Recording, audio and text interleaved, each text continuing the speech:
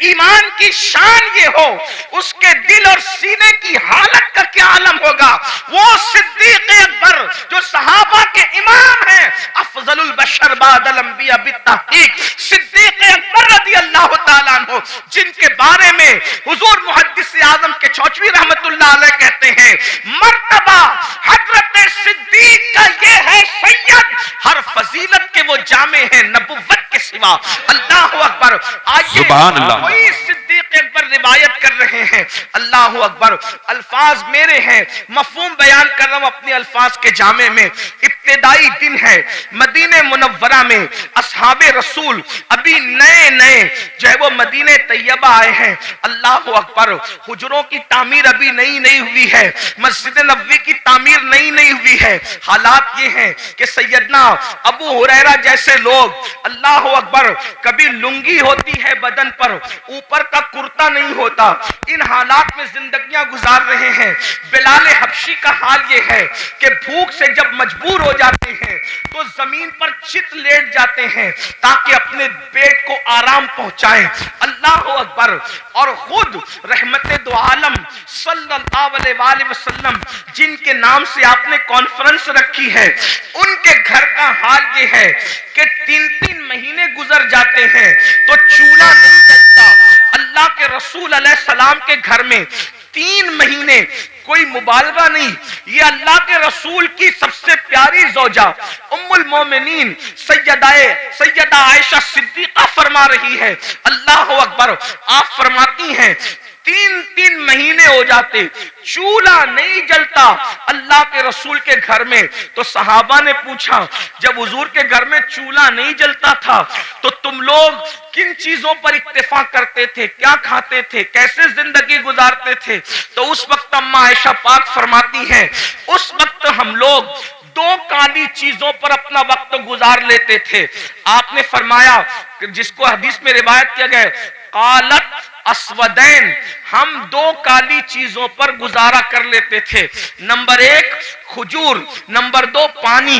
اسی حدیث سے استدلال کرتے ہوئے امام اہل سنت نے پانی کا رنگ جب پوچھا گیا تو آپ نے فرمایا کہ پانی کا رنگ کالا ہے، اس لیے کہ لوگ اب تک پانی کو بے رنگ سمجھتے ہیں، لیکن مفتی 4 ملت ام المومنین سیدہ عائشہ صدیقہ نے پانی کا رنگ خود متعین فرما دیا کہ پانی کا رنگ کالا ہوتا ہے۔ اس کی ایک الگ تحقیق، الگ تفصیل ہے، میرا عنوان وہ نہیں، لیکن ام المومنین کیا فرما رہی ہے؟ ہم 2 کالی چیزوں پر اکتفا کر لیا کرتے تھے، کھجور اور پانی۔ اللہ اکبر۔ اب آئیے اللہ حضور کے گھر کا یہ حال ہے۔ اس سے میں اپنے جوانوں سے یہ بھی کہنا چاہتا ہوں، یہ جو یو پی کی زمین پر 5 وقت دیہات میں اذان گونج رہی ہے، بہار، بنگال، شام، یمن، یہ جو زمینوں پر دیہاتوں میں بھی آواز اذان کی گونج رہی ہے، اس میں حضور علیہ السلام کی محنتیں کتنی ہیں؟ اتنی محنتیں کہ جس نے اپنے گھر میں 3 مہینے تک چولہا نہیں جلایا اور اسلام کی شمع کو جلانے کے لیے اتنی محنت فرمائی، ذرا غور تو کریں۔ اللہ اکبر۔ جب مسلمان ہو کر ہم اللہ کے دین کو پیٹھ کے پیچھے ڈالتے ہوں گے تو اس وقت رسول اللہ کے دل پر کیا گزرتی ہوگی؟ اللہ کے رسول علیہ السلام کو کتنی اذیت پہنچتی ہوگی، کتنی تکلیف پہنچتی ہوگی، اس کا احساس کرو۔ کیونکہ پورا یہ جو مجمع ہے یہ سب اپنے آپ کو عاشق رسول کہلانے والا مجمع ہے۔ میں آپ سے پوچھوں، اگر اپنا باپ ایک وقت بھوکا رہ کر بلڈنگ بناتا ہے اور اس بلڈنگ پر کوئی پتھر پھینک دے تو لوگ کہتے ہیں مولانا میرے باپ نے بھوکا رہ کر یہ بلڈنگ بنائی ہے، ایک ٹائم بھوکا رہ کے باپ نے بلڈنگ بنائی ہے، تو اس بلڈنگ سے آپ کو کتنا پیار ہے۔ یہ جو اسلام کی عمارت تمہیں نظر آ رہی ہے، یہ جو قرآن کی عمارت تمہیں نظر آ رہی ہے، یہ جو دین کی عمارت تمہیں نظر آ رہی ہے، یہ جو نماز، روزہ، حج، زکات کی یہ خوبصورت عمارت تمہیں نظر آ رہی ہے، اس میں رسول اللہ نے 3 مہینے تک گھر میں چولہا نہیں جلایا، 3 مہینہ کس کو کہتے ہیں؟ اللہ اکبر. اگر واقعی عشق رسول سینوں میں زندہ ہے تو تھوڑی دیر کے لیے تصور کرو، ہم تو 3 ٹائم پیٹ بھر کے کھاتے ہیں اور موج مستی کرتے ہیں، جرائم کرتے ہیں، گناہ کرتے ہیں. سوچو جس نے اللہ کے دین کی شمع کو جب جلانے کے لیے گھر کے چولہے بجھا دیے، اس رسول کے دل پہ کیا گزرتی ہوگی جب حضور کا کوئی امتی گناہ کرتا ہوگا. آج مسلمان کتنی سادگی سے کہتا ہے مولانا ہم لٹ رہے ہیں، ہم پٹ رہے ہیں، ہم تباہ ہو رہے ہیں، ہم برباد ہو رہے ہیں. میں ایک وجہ بیان کروں، جو قوم قبر انور میں اپنا نبی کا دل دکھائے وہ قوم لٹے گی نہیں تو کون لٹے گا، وہ قوم پٹے گی نہیں تو کون پٹے گا، وہ قوم تباہ نہ ہوگی تو کون تباہ ہوگا، وہ قوم برباد نہ ہوگی تو کون برباد ہوگا. لوگ کہتے ہیں کاش حضرت سلیمان علیہ السلام کی دنیا میں حکومت ہوتی تو آج کیا دن ہوتے. میں آپ سے کہوں اگر فرعون کی حکومت نہ بھی ہوتی اور حضرت سلیمان کی حکومت آج ہوتی تو آپ کو بتاؤں آپ کے ساتھ وہی کچھ کیا جاتا جس کے آپ مستحق ہے. کیوں؟ اللہ کو یہ کب گوارا ہے کہ اس کے محبوب کا دل ایک دن میں ہزاروں بار تم چھلنی کرو اور اللہ تم پر رحمتوں کی برسات برسائے، رحمتوں کی برکھا برسائے. مسلمانوں یاد رکھنا دنیا میں جو ہوتا ہے اللہ کی مرضی کے بغیر نہیں ہوتا. آج ہمارے گھروں سے دھواں نہ اٹھتا اگر ہم حضور کا دل نہ دکھاتے. ماں کا جو دل دکھائے مرتے وقت اس کی زبان پہ کلمہ نہیں آتا، ماں کا جو دل دکھائے وہ دنیا میں ذلیل ہوتا ہے. جب ماں کا دل دکھانے والے کا انجام یہ ہے تو رسول اللہ کا دل جو قبر انور میں دکھاتے ہیں اپنے آپ میں ڈوب کر سوچو ایک دن میں کتنی مرتبہ میرے نبی کا دل دکھاتے ہو. جو رسول جانور کا بھی دل دکھانے سے منع کرے، جو نبی پسو اور مکھی پر ظلم کرنے سے منع کرے، جو رسول مرغی اور کتے اور بلی پہ ظلم کرنے سے منع کرے، تم اپنے نبی کا دل چھلنی کر رہے ہو اللہ، اور پھر اس پر تم یہ تمنا کرتے ہو کہ یہ ہوگا وہ ہوگا. مسلمانوں سیدنا فاروق اعظم روایت کرتے ہیں جس کو فقیہ ابو اللہ سمرقندی نے لکھا کہ تم چھوٹے سے چھوٹا بھی گناہ کرتے ہو تو اس سے حضور کا دل دکھتا ہے، اس سے حضور کا دل. سوچو اللہ قبر میں نبی کا اتنا خیال فرمائے کہ 70,000 فرشتے صبح کو بھیجے کہ شام تک تم درود پڑھو محبوب پر، اور 70,000 شام کو بھیجے کہ تم صبح تک درود پڑھو میرے نبی پر. اللہ خود بھی درود بھیجے، فرشتوں کو بھی درود بھیجوائے کہ تم بھی درود بھیجو، اور ایک بار جو فرشتہ آ جائے دوبارہ پھر وہ آ نہیں سکتا. اور ہم کیا بھیج رہے ہیں؟ زنا کے تیر، داڑھی مڈا کر تیر، گانے سن کر تیر، عورتوں پہ ظلم کر کے تیر، گناہوں کو کر کے تیر. سوچو جو قوم، ایسی بھی قوم دنیا میں کوئی گزری ہے جو اپنے نبی کا دل چھلنی کرے، نبی کے دل پہ نشتر لگائے؟ سوچو وہ دل جس دل کا خیال قدرت کو اتنا ہے کہ صرف نظریں اٹھ جائے حسرت سے تو اللہ قبلہ بدل دے اور بتا دے کہ میں بے نیاز ہو کر تیری خوشی کے لیے قبلہ بدل سکتا ہوں. تو وہ بے نیاز ہو کر قبلہ بدل دے اور ہم مجبور اور غلام ہو کر اپنی زندگی نہیں بدل سکتے، زندگی میں تبدیلی نہیں لا سکتے. ہزاروں کی محفلیں جمع ہو رہی ہے تقریر سننے کے لیے، زندگی بدلنے کتنے آ رہے ہیں، زندگی تبدیل کرنے کتنے آ رہے ہیں. بس اتنا ہی عرض کرنا چاہتا ہوں، یہی تو ہمارا رونا ہے کہ ہم سب کے دل کا خیال کرتے ہیں. دکان بند کر کے شادی میں کیوں جا رہے ہو پتہ ہے؟ یار دوست کے بیٹے کی شادی ہے، میرا یار ناراض نہ ہو جائے. سمدھی کے گھر دکان بند کر کے میت میں اس لیے جا رہے ہو یار میرے سمدھی کے باپ کی میت ہے کہیں وہ ناراض نہ ہو جائے. سمدھی کی خوشی کے لیے دکان بند ہو سکتی ہے، دوست کی خوشی کے لیے دکان بند ہو سکتی ہے، رسول اللہ کی خوشی کے لیے کیا نماز کے وقت دکان بند نہیں ہو سکتی؟ بتاؤ تو صحیح مسلمانوں، سب کی خوشی کا خیال کر رہے ہو، نبی کی خوشی کا خیال کب کرو گے؟ سب کے بلاوے پر جا رہے ہو، نبی کے بلاوے پر کب آؤ گے؟ یہ مؤذن جو 5,000 روپے کو تم نے رکھا ہے یہ اس کی آواز نہیں ہے، آواز اس کی ہے، مگر وہ نبی کا نمائندہ بن کر تمہیں بلا رہا ہے. حی علی الصلاۃ، آؤ نماز کے لیے. اس آواز کو معمولی مت سمجھنا، اس لیے کہ وہ رسول اللہ کا مقرر کردہ نمائندہ ہے جو 5 وقت بلا رہا ہے. ورنہ اذان کا مقصد تو صرف اتنا ہی ہے، حی علی الصلاۃ، بس حی علی الصلاۃ کے علاوہ اذان کا مقصد کیا ہے؟ مگر اذان شروع کہاں سے ہوتی ہے؟ اللہ اکبر، اللہ اکبر. یعنی نماز کے لیے بلانے والا شروع کر رہا ہے، مجھے جس نے کھڑا کیا ہے، جس کا میں نمائندہ بن کر کے تمہیں بلا رہا ہوں، وہ کوئی معمولی ہستی نہیں. اللہ اکبر، اللہ اکبر. اللہ سب سے بڑا ہے، اللہ سب سے بڑا ہے. ذہن میں سوال آتا ہے، جب اللہ سب سے بڑا ہے تو وہ ہے کیسا؟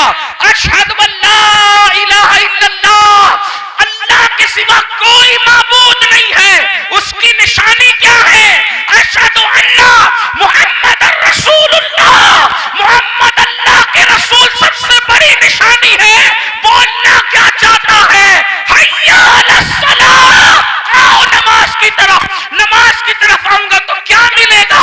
حی علی الفلاح. نماز کے لیے آنا تیرا کام ہے، کامیابی عطا کرنا اس کے کرم پر. بے شک. نعرہ تکبیر، نعرہ رسالت، مسلک اعلی حضرت اولاد رسول حضرت سید امیر القادری صاحب قبلہ.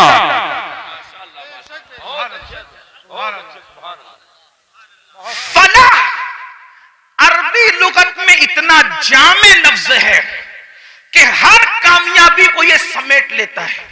جس میں ہر کامیابی آ جائے اسی کو فلاح کہتے ہیں. فلاح سے بڑھ جامع کامیابی کے لیے کوئی لفظ نہیں ہے. اور اذان میں مقرر ہے حی علی الفلاح. دولت کی کامیابی چاہیے، نماز کی طرف.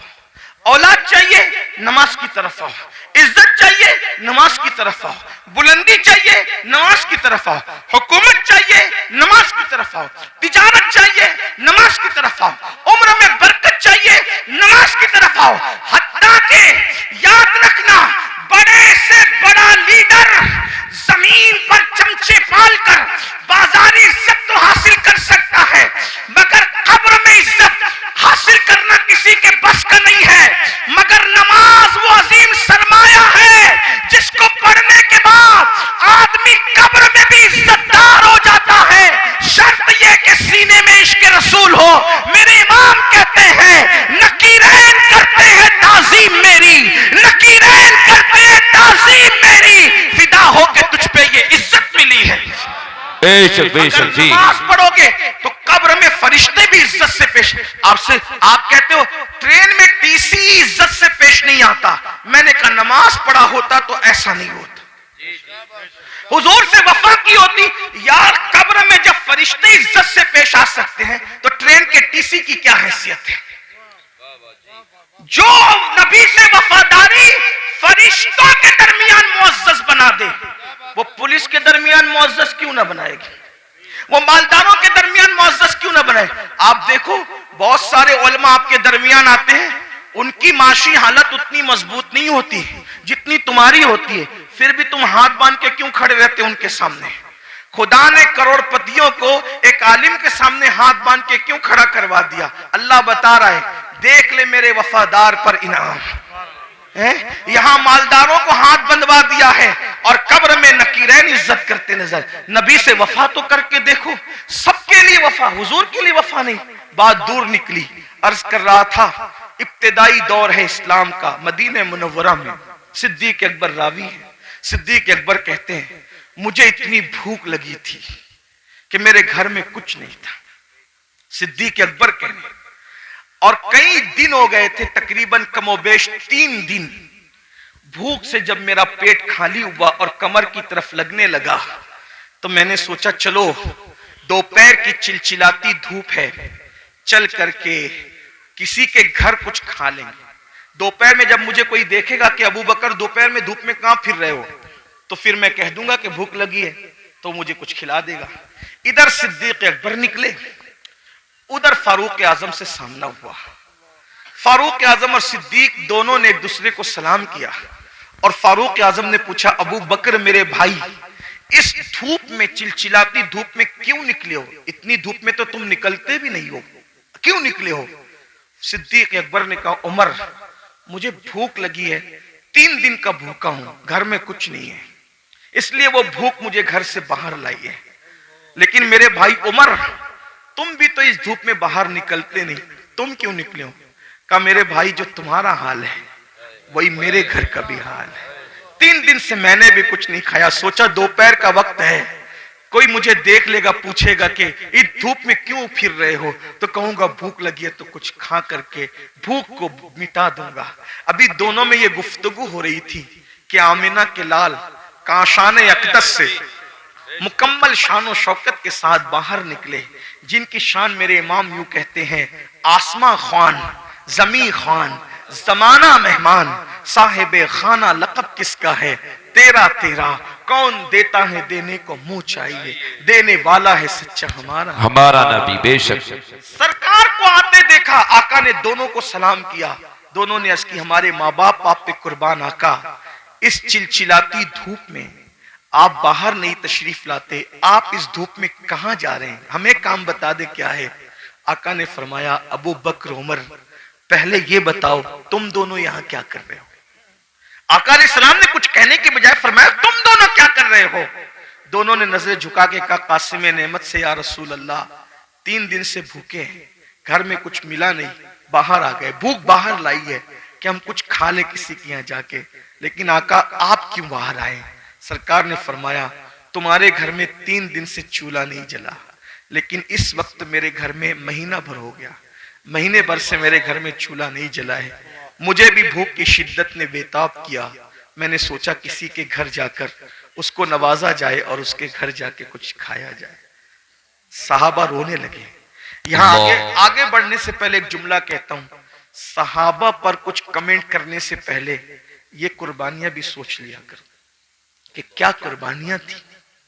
آج دوسروں کے دیکھا دیکھی اگر سنی کہلانے والے بھی اصحاب کی توہین کریں تو کتنی دکھ کی بات ہے۔ جو لوگ مسجد کا چندہ بھی نوٹ دیکھ کر دیتے ہوں ہفتے میں 1 دن اور امام کو اپنا غلام سمجھتے ہوں، وہ لوگ کمنٹ کریں گے ان صحابہ پر جنہوں نے اس طرح کی قربانیاں دیے، بھوکے رہ کر اللہ کے دین کی خدمت کی۔ کبھی سوچا، کبھی غور کیا؟ ہم سے تو 10 کی نوٹ بھی نکلتی ہے تو دیکھ کے نکلتی ہے، بلکہ بعض ظالم تو ایسے ہیں جہاں نوٹ کہیں نہیں چلتی وہ مسجدوں میں اور مدرسوں میں چندہ دے کر لوگ چلاتے ہیں۔ یہ حالات ہیں، ہنسنے کی بات نہیں ہے، یہ بہت دکھ کی بات ہے۔ اور وہ لوگ کن پہ کمنٹ کر رہے ہیں؟ جنہوں نے پوری دولت داؤ پہ لگا، پوری دولت قربان کر دی۔ حتیٰ کہ صدیق باوفا تو وہ ہیں جس نے تبوک کے موقع پہ کرتا بھی چندے میں دے دیا اور ٹاٹ پہن لیا، اور جب پوچھا گیا کہ کرتا کیوں دے دیا چندے میں، کہنے لگے ہم جنگ پہ جا رہے ہیں اور میں جانتا ہوں مسلمانوں کے پاس شہید کو کفن دینے کے لیے کپڑا بھی نہیں ہے، اگر کوئی میرا بھائی شہید ہو جائے گا تو ابو بکر کا کرتا کفن کے لیے کام آ جائے گا۔ یہ ان کے جذبات تھے مسلمانوں۔ حق زندہ ہے تو حق کی آواز بھی زندہ رہے گی، اور یہی اہل سنت کا تر امتیاز ہے۔ ہم جہاں اہل بیت کے بے دام غلام ہیں، وہیں پر ہم صحابہ کے بھی بے دام غلام ہیں، اور قدرت نے ہمیں 2 ہاتھ اس لیے عطا کیے ہیں کہ ایک ہاتھ میں اصحاب کا دامن ہے اور ایک ہاتھ میں اہل البیت کا دامن ہے، اسی لیے ہمارا بیڑا پار ہے۔ ہمارے امام کہتے ہیں اہل سنت کا ہے بیڑا پار، اصحاب حضور نجم ہے اور ناؤ ہے، عطرت رسول اللہ کی۔ بے شک بے شک بے شک، سبحان اللہ سبحان اللہ۔ فاروق کو آقا نے فرمایا مہینے بھر سے میرے گھر میں چولہا نہیں جلا، اور جب نکلے وہاں سے دونوں یار کو لے کر ایک صحابی کے باغ میں پہنچے، اسی باغ میں ان کا گھر تھا، وہ گئے تھے باغ میں کھجورے توڑ رہے تھے، ان کی بیوی کو اطلاع ملی کہ حضور آئے ہیں، اپنے دونوں یاروں کے ساتھ جلدی سے شوہر کو بلایا، وہ حضور کی اطلاع سن کر کچھ تاخیر سے آئے، یعنی قسم قسم کی کھجوریں لے کر تاکہ حضور کی میزبانی کریں۔ حضور کے آگے کھجوریں رکھ دی اور آقا سے عرض کیا آقا تھوڑی دیر انتظار کریں میں بھی کھانا بناتا ہوں۔ جلدی سے بکری ذبح کی، اور بکری ذبح کرنے کے بعد جو ہے وہ بوٹیاں روٹیاں جو کی سامنے رکھا۔ اللہ کے رسول نے روٹیاں اور بوٹیاں دیکھی تو دیکھنے کے بعد کھانا دیکھتے رہ گئے۔ قاسم نعمت کھانے کو کچھ دیر تک دیکھتے رہ گئے۔ صحابہ نے عرض کیا آقا جو ہے وہ شروع فرمائے، کھانے کا آغاز فرمائے. تو آقا نے اس صحابی جس کے گھر میں حضور بیٹھے تھے کہا اگر اجازت دو، حضور دنیا کو پیغام دے رہے ہیں، فرمایا اگر اجازت دو تو اس کھانے سے کچھ نکالنا چاہتا ہوں. روٹی اٹھائی جو کی، اس پہ کچھ بوٹیاں رکھی اور بوٹیاں رکھ کر آنکھ میں آنسو آ گئے. فرمایا کہ جتنے دن سے میں بھوکا ہوں اتنے ہی دن سے میری بیٹی فاطمۃ الزہرا بھی بھوکی ہے. جتنے دن سے میرے گھر میں چولہا نہیں جلا ہے اتنے ہی دن سے میری بیٹی فاطمہ کے گھر چولہا نہیں جلا ہے. جب یہ تازہ کھانا میرے سامنے آیا تو مجھے میری بیٹی فاطمۃ الزہرا کی بھوک یاد آ گئی. ایک کام کرو، پہلے اسے لے جا کر دے دو، میری بیٹی کھا لے، اس کے بعد میں کھاؤں گا. اور وہ کھانا جب سیدہ کے گھر پہنچا اس کے بعد حضور نے کھانا کھایا. اتنا پورا واقعہ اتنا لمبا چوڑا بیان کرنے کے لیے ایک ہی وجہ تھی کہ ایک جملہ بیان کرنا تھا. حضور نے وہ کھانا کھایا اور کھانے کے بعد پھر حضور کی آنکھ میں آنسو آ گئے. حضور رو پڑے. صحابہ نے پوچھا یا رسول اللہ جب بھوکے تھے تو نہیں روئے آپ، اور آپ اب کھانا کھا کے کیوں رو رہے؟ بھئی رونا تو آدمی کو بھوکے پیٹ آئے گا نا کہ میرے پاس کھانا نہیں ہے. کھا کے رونے کا مطلب کیا؟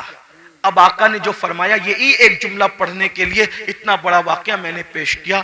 غور سے سننا.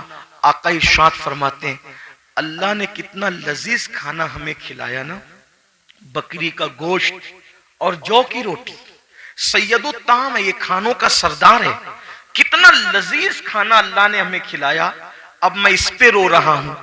اگر قیامت کے دن اللہ مجھ سے اس کھانے کے بارے میں سوال کرے گا تو میں اللہ کو کیا جواب دوں؟ کون کہہ رہے؟ ایک مہینے تک جس کے گھر میں چولہا نہیں جلا، جو وجہ تخلیق کائنات ہے، جو نبیوں کا سردار ہے، جس کے لیے نعمتیں پیدا کی گئی، جس کے لیے دنیا بنائی گئی، جس کے لیے قبلہ بدل دیا گیا، جس کے اشارے ابروں پہ چاند ٹکڑے کر دیا گیا، جس کے اشارے سے سورج پلٹا دیا گیا، اس رسول کو امت کو تعلیم دیتے ہوئے یہ احساس ہے کہ میں نے ایک دن آج ایک مہینہ چولہا بند رکھنے کے بعد آج بکری کا گوشت اور روٹی کھایا ہے.